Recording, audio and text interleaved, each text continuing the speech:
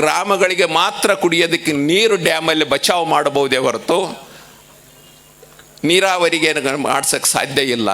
ಹೂಳು ತುಂಬಿದೆ, ಕೆರೆಗಳು ಪ್ರವಾಹಗಳು ಬತ್ತುತ್ತಾ ಇದ್ದಾವೆ, ಕಾಡುಗಳು ಹಾಳಾಗ್ತಾ ಇದೆ, ಹಳ್ಳದಲ್ಲಿ ಮರಳು ಸಾಗಾಣಿಕೆ ನಡೆದಿದೆ, ಜನಸಂಖ್ಯೆ ಏರಿದೆ.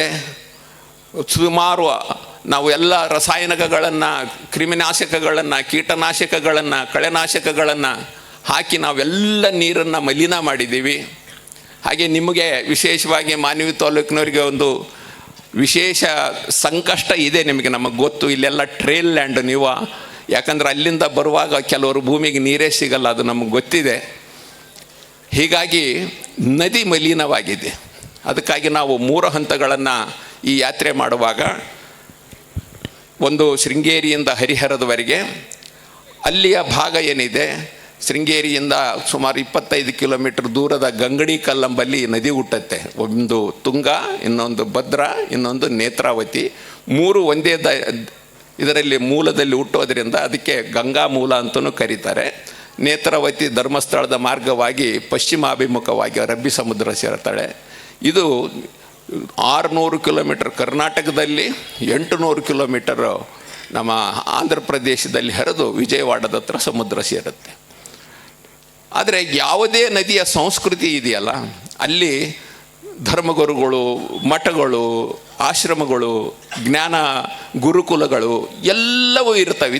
ಇದರಲ್ಲಿ ನೋಡಿ, ನಮ್ಮ ಡ್ಯಾಮಿನ ನಂತರ ಬರ್ತಕ್ಕಂಥ ಪಂಪ ವಿರೂಪಾಕ್ಷ, ಈ ಬದಿಗೆ ಬಂದರೆ ಹುಲಿಗಿ, ಮತ್ತು ಈ ಬದಿಗೆ ಬಂದರೆ ಹನುಮನ ಅಂಜನಾದ್ರಿ, ಆನಂತರ ನಮ್ಮ ಪ್ರಖ್ಯಾತ ದೇವಿ ದರ್ಶನವನ್ನು ಬರೆದಿರ್ತಕ್ಕಂಥ, ದೇವಿ ಪುರಾಣವನ್ನು ಬರೆದಂಥ ಚಿದಾನಂದ ಅವಧೂತರು ಇದೇ ನದಿಯ ತಟದಲ್ಲಿ ಬೆಳೆದು ಅದನ್ನು ರಚನೆ ಮಾಡಿದವರು. ಅವರ ಸಮಾಧಿ ಕನಕಗಿರಿಯಲ್ಲಿದೆ, ಅದರ ರಚನೆ ಆದದ್ದು ಉಡ ಅಂಬಾ ಮಠದಲ್ಲಿ.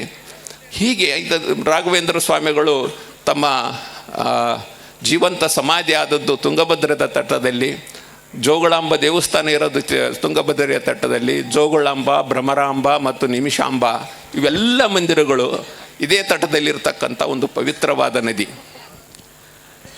ನದಿಗಳಿಗೆ ತಮ್ಮದೇ ಆದಂಥ ಹರಿವು, ನದಿಗಳಿಗೆ ತಮ್ಮದೇ ಆದಂಥ ಪ್ರಭಾವ, ನದಿಗಳಿಗೆ ತಮ್ಮದೇ ಆದಂಥ ಲಕ್ಷಣಗಳಿದ್ದಾವೆ. ಈಗ ನೀವೆಲ್ಲ ತುಂಗಭದ್ರಾ ನದಿಯ ನೆಲ್ಲಿನ ಹಾಗೆ, ಭತ್ತದ ಹಾಗೆ ಕೃಷ್ಣ ಏರಿಯಾದ ಭತ್ತ ಬರಲ್ಲ ಅನ್ನೋದನ್ನು ನೀವು ಕೇಳಿದ್ದೀರಿ. ಅದೇ ಬಾಸುಮತಿ ಹರಿಯಾಣದ ಯಮುನಾ ಮತ್ತು ಗಂಗೆಯಲ್ಲಿ ಬರುತ್ತೆ. ಇಲ್ಲಿ ಆ ಬಾಸುಮತಿಯ ಆ ಸೊಬಗು ಇಲ್ಲಿ ಬರಲ್ಲ. ಇಲ್ಲಿಯ ಸೋನಾ ಮಸೂರಿ ಅಲ್ಲಿ ಬರಲ್ಲ. ಇದಕ್ಕೆ ಈಗ ಎಲ್ಲ ನದಿಗಳಿಗೆ ತನ್ನದೇ ಆದಂಥ ಸಂಸ್ಕೃತಿ ಇದೆ. ಹಾಗೆ ಶ್ರೀಕೃಷ್ಣ ಮಹಾಭಾರತದ ಯುದ್ಧವನ್ನು ಆಯೋಜನೆ ಮಾಡುವಾಗ ಯುದ್ಧ ಎಲ್ಲಿ ಮಾಡಬೇಕು? ಯಾಕಂದರೆ ಕೌರವರ ರಾಜಧಾನಿ ಹಸ್ತಿನಾಪುರ ಗಂಗಾ ನದಿಯ ತಟದಲ್ಲಿದೆ. ಆದರೆ ಯುದ್ಧವನ್ನು ಅವನು ಯಮುನಾ ನದಿಯ ತಟಕ್ಕೆ ಮಾಡಿಸ್ತಾನೆ. ಯಾಕಂತಂದರೆ ಗಂಗಾ ತನ್ನ ಪೂರಾ ಪವಿತ್ರವಾಗಿರ್ತಕ್ಕಂಥ ಋಷಿಮುನಿಗಳು, ಬನಾರಸ್ ಇರ್ಬೋದು, ಹರಿದ್ವಾರ ಇರ್ಬೋದು, ಎಲ್ಲ ಪವಿತ್ರ ದೇವಾಲಯಗಳಿದ್ದಂಥ ಇದರಲ್ಲಿ ಇಂಥ ಪವಿತ್ರ ನದಿಯಲ್ಲಿ ಒಂದೇ ಒಂದು ಹನಿ ರಕ್ತ ಹೋಗಬಾರ್ದು. ಯಾಕಂದರೆ ಲಕ್ಷಾಂತರ ಶವಗಳ ಕಾಣ್ತಕ್ಕಂಥದ್ದು ಕೃಷ್ಣನಿಗೆ ಗೊತ್ತಿತ್ತು. ಹೀಗಾಗಿ ಆ ಯುದ್ಧವನ್ನು ಅವನು ಯಮುನಾ ನದಿ, ಅಂದರೆ ಯಮನೆಯ ತಂಗಿಯಾದ ಯಮಧರ್ಮನ ತಂಗಿಯಾದ ಯಮನೆಯ ನದಿಯ ತಟದಲ್ಲಿ ಮಹಾಭಾರತ ಯುದ್ಧದಲ್ಲಿ ಲಕ್ಷಾಂತರ ಶವಗಳು ಆ ನದಿಯಲ್ಲಿ ಹೋಗ್ತವೆ.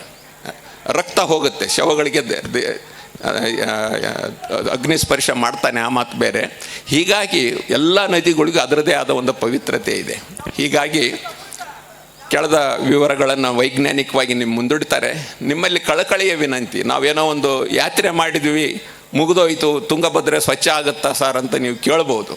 ಆದರೆ ನಮ್ಮ ಅನುಭವದಲ್ಲಿ ನಾವು ಗಂಗಾ ನದಿಯಲ್ಲಿ ಪ್ರವಾಸ, ನಮ್ಮ ಗಂಗಾ ನದಿ ಸಾಫ್ ಮಾಡಿ ಬಂದಿರೋರು ಇದ್ದಾರೆ. ಇಲ್ಲಿ ಯಮುನೆಯಲ್ಲಿ ಕೆಲಸ ಮಾಡಿದ್ದೀವಿ, ನರ್ಮದಾದಲ್ಲಿ ಮಾಡಿದ್ದೀವಿ, ಬ್ರಹ್ಮಪುತ್ರದಲ್ಲಿ ಮಾಡಿದ್ದೀವಿ, ಚಂಬಲಲ್ಲಿ ಮಾಡಿದ್ದೀವಿ. ಹೀಗೆ ಅನೇಕ ಅನುಭವ ಇರತಕ್ಕಂಥವ್ರು ಇದರಲ್ಲಿ ಬಂದಿರತಕ್ಕಂಥದ್ದು.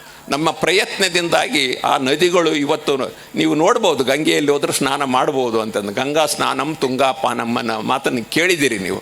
ಆದರೆ ಇವತ್ತು ತುಂಗಿಯ ನೀರು ಕುಡಿಯೋದಕ್ಕೆ ಯೋಗ್ಯ ಇಲ್ಲ. ನಾವೆಲ್ಲ ಮೊದಲು ಇದೇ ಪೋತ್ನಾಳ ಹಳ್ಳದಲ್ಲಿ ವರ್ತಿ ತೋಡಿ ನೀರು ಕುಡಿದಿದ್ದೀವಿ ನಾವು. ಇವತ್ತು ವರ್ತಿ ತೋಡಿ ನೀರು ಕುಡೀರಿ ನೋಡೋಣ, ಎಲ್ಲ ವಿಷಯುಕ್ತವಾಗಿ ಬಿಟ್ಟಿದೆ. ಅಂದರೆ ಇದು ನಿಸರ್ಗದ ತಪ್ಪಲ್ಲ, ನಾವು ಮನುಷ್ಯರಾದವರು ನಾವು ಪ್ರಕೃತಿಯನ್ನು ಕೆಡಿಸಿದ್ದೀವಿ. ನಾವು ಪ್ರಕೃತಿಯ ವಿಜೇತ ಅಂತ ತಿಳ್ಕೊಂಡಿದ್ದೀವಿ. ಇಡೀ ಪ್ರಕೃತಿ ಇರ್ತಕ್ಕಂಥದ್ದು ನನ್ನ ಸುಖ ಭೋಗಕ್ಕೆ ಅಂತಕ್ಕಂಥದ್ದು. ನಾವು ಪ್ರಕೃತಿಯ ವಿಜೇತರಲ್ಲ, ನಾವು ಪ್ರಕೃತಿಯ ಶಿಶುಗಳು. ಪ್ರಕೃತಿಯ ಜೊತೆಗೆ ಬದುಕಬೇಕು. ಪ್ರಕೃತಿಯನ್ನು ಹಾಳು ಮಾಡದೆ ಬದುಕೋದೇ ಹಾಗೆ ನದಿಯ ವಿಷಯ ಬಂದಾಗ ಪ್ರತಿಯೊಬ್ಬ ವ್ಯಕ್ತಿಗತವಾಗಿ ನನ್ನದೇ ಆದಂಥ ಒಂದು ಪಾತ್ರ ಇದೆ. ನಾನು ಗುಟ್ಕಾ ಚೀಟ್ ಬಿಸಾಡಲ್ವೋ, ಅದು ನಿನ್ನ ಒಳ್ಳೆಯ ಪವಿತ್ರತೆ. ನಾನು ಪ್ಲಾಸ್ಟಿಕ್ ನೀರು ಬಾಟಲ್ ಬಿಸಾಡಲ್ವೋ, ಅದು ನಿನ್ನ ಪಾವಿತ್ರ್ಯತೆ. ಒಂದು ಸಿಗರೇಟ್ ಸೇದಿ ಯಾಕಂದರೆ ಯಾವುದೇ ಇದನ್ನು ಮಾಡಿ ಒಂದಿಲ್ಲ ಒಂದು ರೀತಿ ಅದು ನದಿಗೆ ಹೋಗೇ ಸೇರುತ್ತೆ. ಹೀಗಾಗಿ ಪ್ರಕೃತಿಯನ್ನು ಸಾಕಷ್ಟು ಹಾಳು ಮಾಡಿಬಿಟ್ಟಿದ್ದೀವಿ.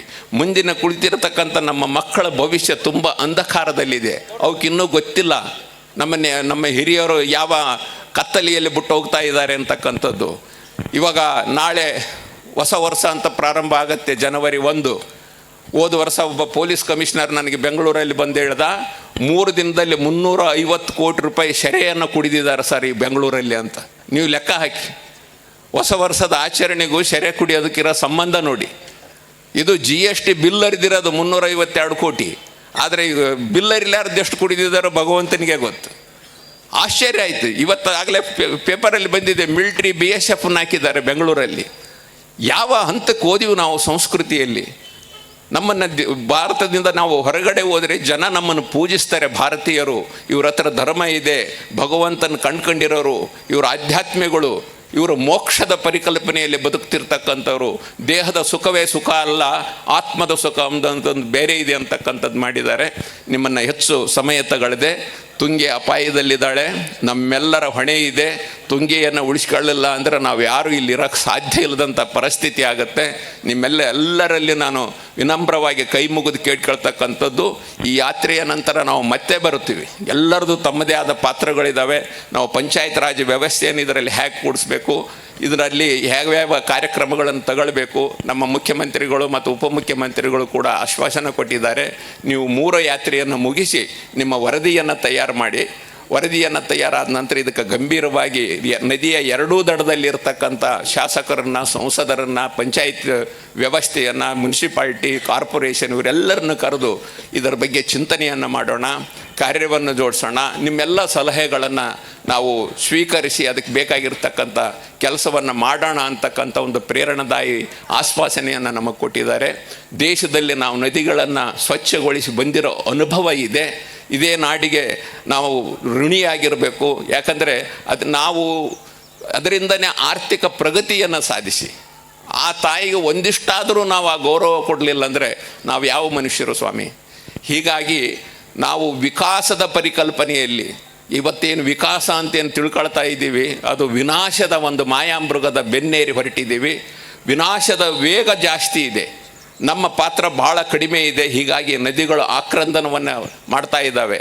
ಹೀಗಾಗಿ ನಿಮ್ಮೆಲ್ಲರಲ್ಲಿ ಕಳಕಳಿಯ ವಿನಂತಿ, ನೀವೆಲ್ಲರೂ ಈ ಅಭಿಯಾನದಲ್ಲಿ ಕೈಗೂಡಿ ಜೋಡಿಸಿ, ವಿಶೇಷವಾಗಿ ನಾನು ಈ ಸಾರೆ ಎಲ್ಲ ಅಭಿಯಾನದಲ್ಲಿ ಈ ರಾಜ್ಯ, ಈ ಜಿಲ್ಲೆಯ ಮುಖಂಡರುಗಳು, ತಾಲೂಕಿನ ಮುಖಂಡರುಗಳು, ಯಾವ ರಾಜಕೀಯ ಭಾವ ಭೇದ ಇಲ್ಲದೆ ಅಂಥದ್ದು ಎಲ್ಲರೂ ನಮಗೆ ಬೆಂಬಲ ಕೊಟ್ಟಿದ್ದಾರೆ, ಸಹಕಾರ ಕೊಟ್ಟಿದ್ದಾರೆ, ಸಹಯೋಗ ಕೊಟ್ಟಿದ್ದಾರೆ, ಅನ್ನ ಕೊಟ್ಟಿದ್ದಾರೆ, ನೀರು ಕೊಟ್ಟಿದ್ದಾರೆ. ನಿಮ್ಮೆಲ್ಲರಿಗೂ ನನ್ನ ಕೃತಜ್ಞತೆಯನ್ನು ಸಲ್ಲಿಸಿ ಇಲ್ಲಿಗೆ ನನ್ನ ವಾಣಿಯನ್ನು ಮುಗಿಸ್ತೇನೆ.